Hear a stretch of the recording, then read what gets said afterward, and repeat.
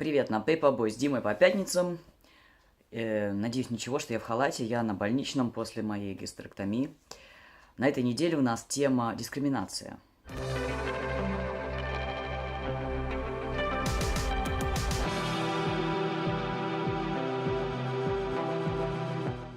В частности, тема дискриминация при приобретении жилья.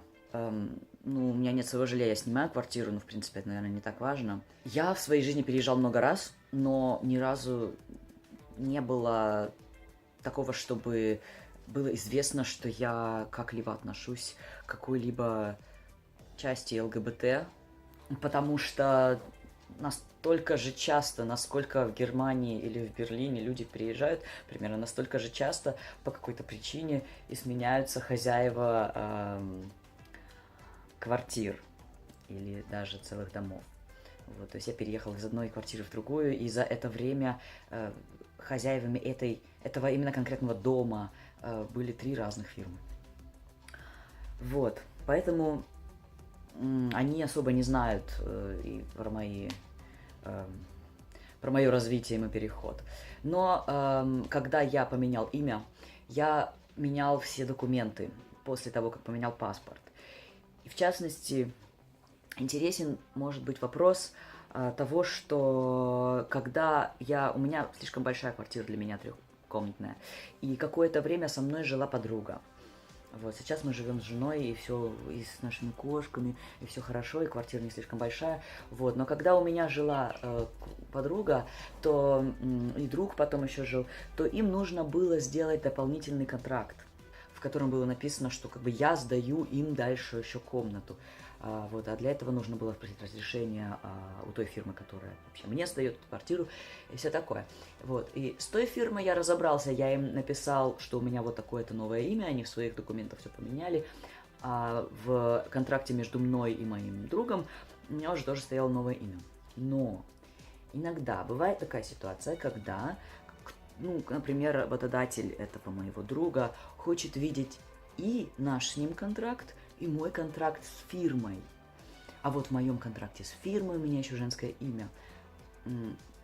Просто потому, что его не изменили. И вот. И тут я испытал некоторую дискриминацию. Но это максимальная дискриминация, о которой я могу до сих пор говорить в моем переходе. А именно я им написал, я им позвонил, я им сказал, давайте вы поменяете имя в контракте. И они этого не сделали. Вкратце. Почему они это не сделали? Почему в основном всегда какая-либо проблема с изменением старых документов. Документов, которые были сделаны, выданы много лет назад, скажем так, до моего перехода или просто много лет назад. Потому что они говорят, что если мы будем менять документы, которые сделаны были давно, то мы должны будем менять дату этих документов, и тогда это получается как бы фальсификация, потому что мы должны датировать ее задним числом. Если речь идет о документе типа свидетельства о рождении или дипломе, то это не фальсификация, потому что это ваш документ, он говорит о том, что вы это тот человек, который вот тут сидит и этот документ предъявляет.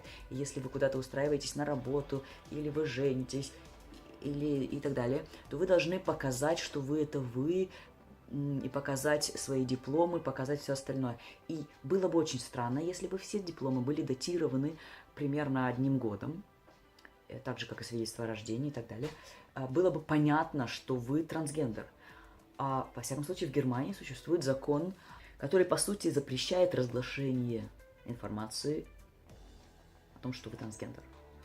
А если какая-то организация, в частности, там университет или там еще кто-то, не дает вам тот документ, который вы хотите, с той датой, которая должна быть, которая была для вас нормальная, или является для вас нормальной, то они, получается, вас дискриминируют, они, получается, говорят всем остальным работодателям и всем остальным, что вы трансгендер. Они вас, выдают. И всем им можно подсунуть этот вот самый закон Германии, и это вам поможет. До сих пор помогало мне со всеми моими документами. Но в данном случае я не стал с ними сильно сражаться, я плюнул. Я знаю, что дискриминации очень много, она сплошь и рядом. В переодевалках или, например, в качалках, где трансгендерам не разрешают идти в ту раздевалку, в которую они хотят, потому что у них еще пассинг недостаточный. Единственное, ну, это дискриминация, это просто неприятная вещь, это мисгендеринг, который случается периодически. Но об этом я говорил как раз на прошлой неделе. Я считаю, что люди не хотят плохого. Даже если, кстати, вот как я сейчас описал, что фирма, которая сдает мне жилье, меня, получается, дискриминирует, что они не дают контракт, как я его хочу. Они не специально это делают. Это просто мы сталкиваемся просто с какими-то штуками, для которых еще не все есть, еще как бы нет достаточных законов, достаточного количества или достаточного знания. И для этого мы делаем эти видео, и для этого мы распространяем эти знания. Так что, если вы хотите больше такого контента, если вы хотите тоже участвовать, вот, например, вот в этом канале, пишите нам, говорите об этом. Не обязательно на русском языке, кстати, на любом другом языке. Мы будем рады. Большое спасибо за внимание и до следующего раза.